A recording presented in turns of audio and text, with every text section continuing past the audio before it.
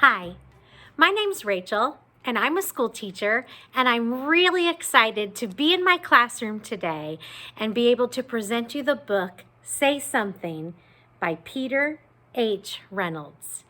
It's a wonderful book that teaches you about how to use your voice and your actions to change the world and change other people's lives. So let's get started.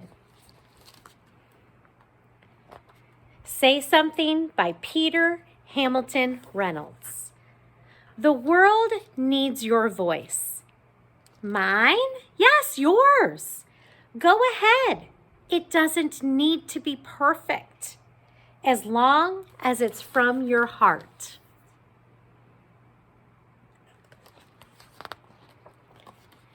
You don't have to be loud. Powerful words can be a whisper. You can say something in so many ways, with words, with actions, and with creativity. If you see someone lonely, say something by just being there for them. If you see an empty canvas, say something with your brush. If you see an empty lot, say something by planting a seed and watching it bloom.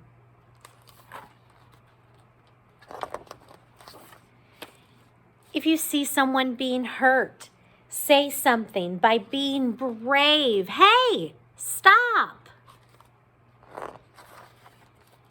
If you see something beautiful, say something with a poem. If you have a brilliant idea, say something with confidence. Eureka!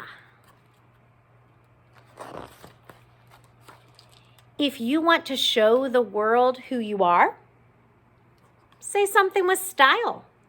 Ta-da! If you're angry, say something to help people understand. You made me feel invisible, and that really hurt. I'm sorry.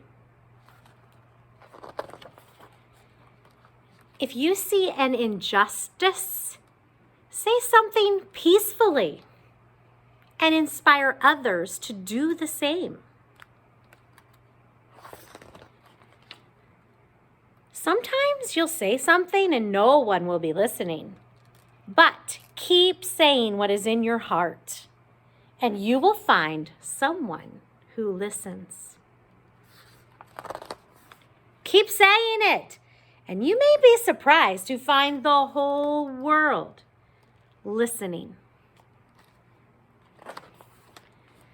If you're grateful to be alive, quietly say something to the stars and to the universe.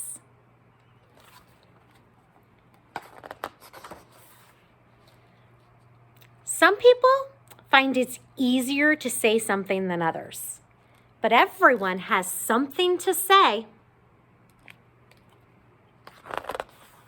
So when you're ready, say something. Your voice can inspire, heal, and transform. Your voice can change the world. Are you ready to say something? The end. I hope this book inspires you to use your voice and actions to change the world and to help others in this world. Thanks for listening to my story.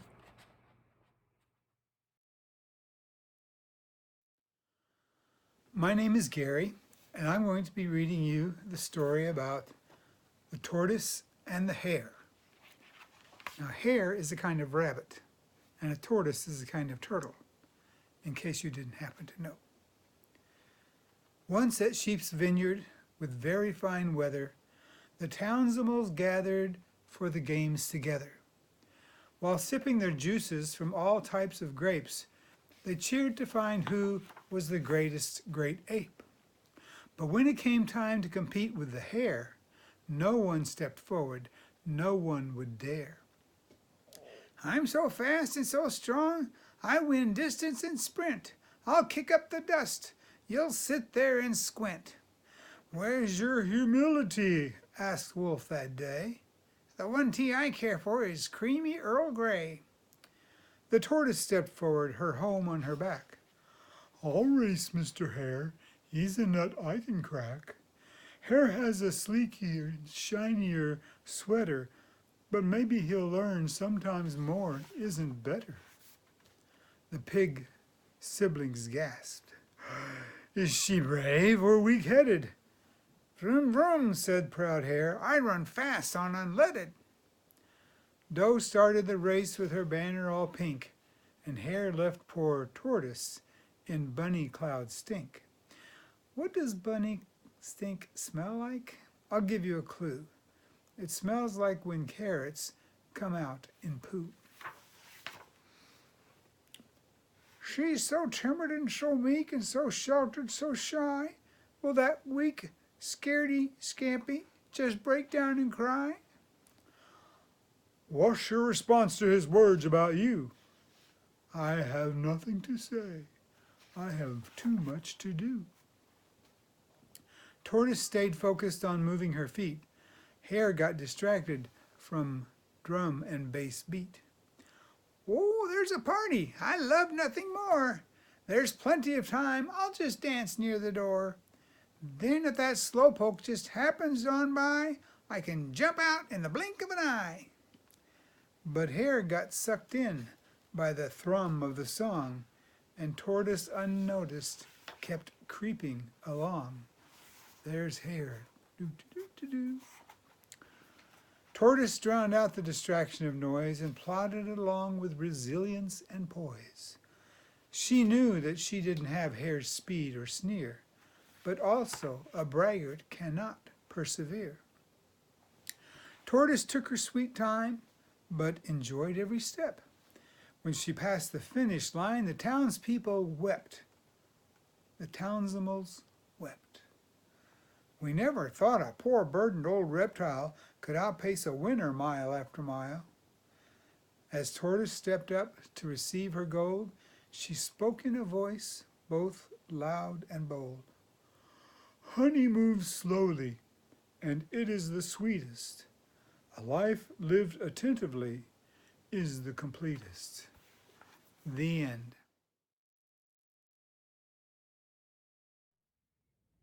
Hi everybody, my name is Laura and I'm wearing my witch's hat today because I'm going to read to you my favorite book, even though it's not Halloween time.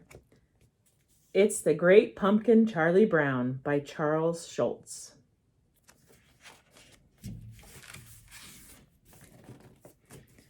Charlie Brown was raking leaves. Lucy was holding a football and Linus was inspecting the pumpkin patch. This could only mean one thing. Halloween was almost here.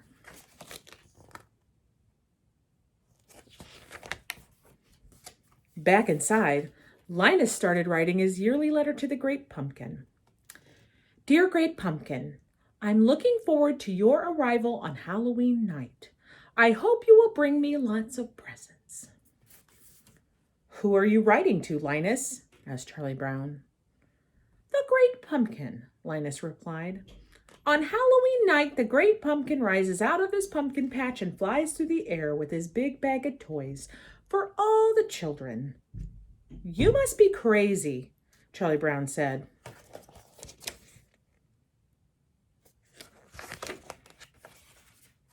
The rest of the Peanuts gang thought that Linus was crazy too, but Charlie Brown's little sister Sally was very interested in the Great Pumpkin and in Linus. Would you like to sit with me in the pumpkin patch on Halloween night and wait for the Great Pumpkin?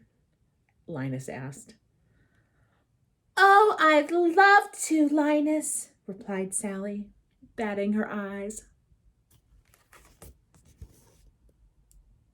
See the hearts. She's smitten. When the mail came, there was a surprise for Charlie Brown. I got an invitation to a Halloween party, he exclaimed. Is the invitation to Violet's party? Asked Lucy. If you got an invitation, it was by mistake. There are 2 lists, one who to invite and one who not to invite. Charlie Brown was embarrassed, but he decided to go to the Halloween party anyway. He could hardly wait. Good for you, Charlie Brown.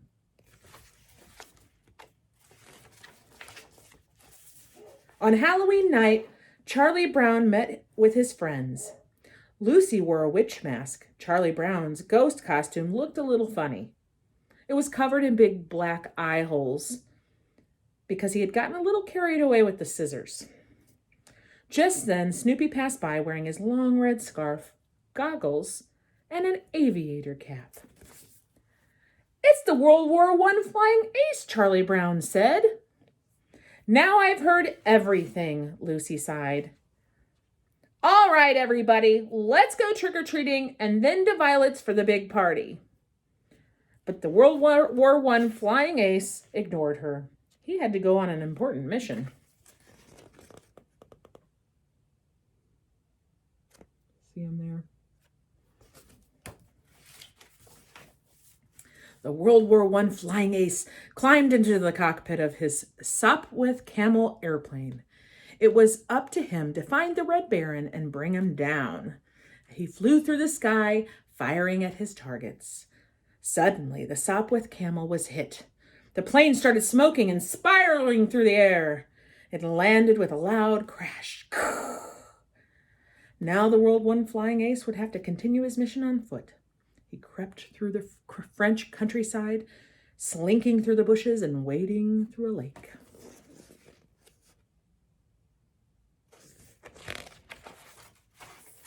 As the kids passed the pumpkin patch, they saw Linus waiting for the great pumpkin. You blockhead! You're gonna miss all the fun just like last year, Lucy groaned. Sally was torn. Should I go trick-or-treating or wait for the great pumpkin with Linus? Suddenly, she ran back to the pumpkin patch. I'm glad you came back, Sally. Each year, the great pumpkin rises out of the pumpkin patch that he thinks is the most sincere.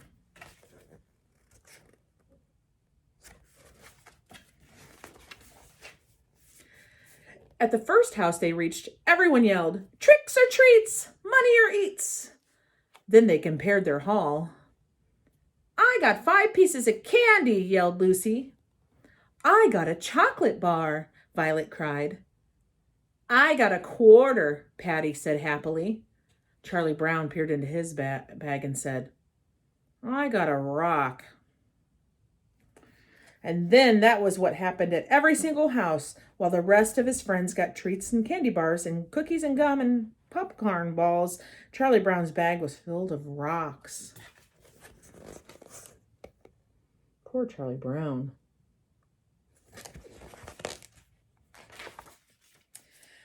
Come on, let's get going, Lucy said in a bossy voice. It's time for the Halloween party. And as the kids passed the pumpkin patch, they laughed at Linus and Sally. The great pumpkin will be here. Linus knows what he's talking about, hollered Sally. Then she turned to Linus. All right, where is he? He'll be here, Linus promised. I hope so, Sally replied grumpily. Just think of all the fun we're missing.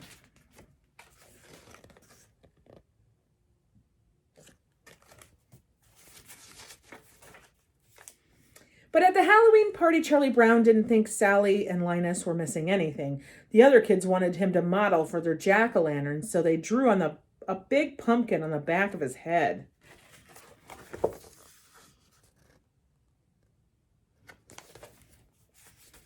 Then the kids bobbed for apples, but when Lucy nabbed the apple, she was disgusted to find the World War I flying ace on the other side of it. Ah! My lips touch dog lips! Blah! The World War I flying ace was insulted. He slunk out the door to continue his mission.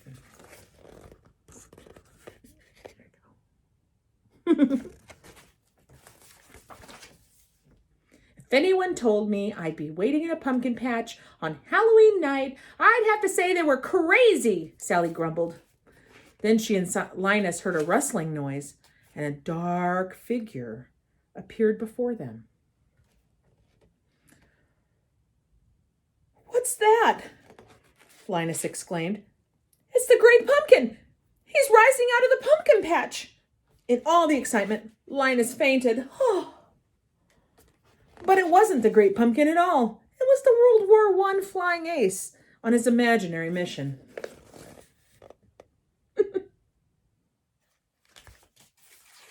Oh, Linus. "What happened?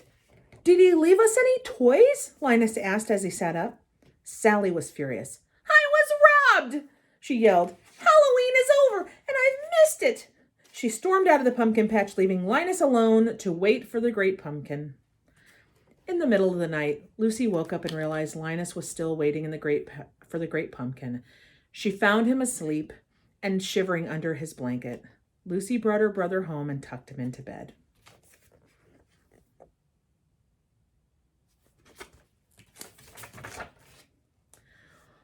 "Well, another Halloween has come and gone," Charlie Brown said the next day.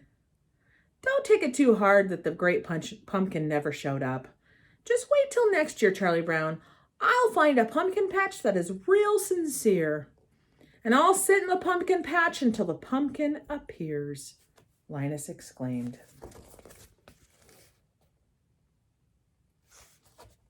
And that is the end of our story.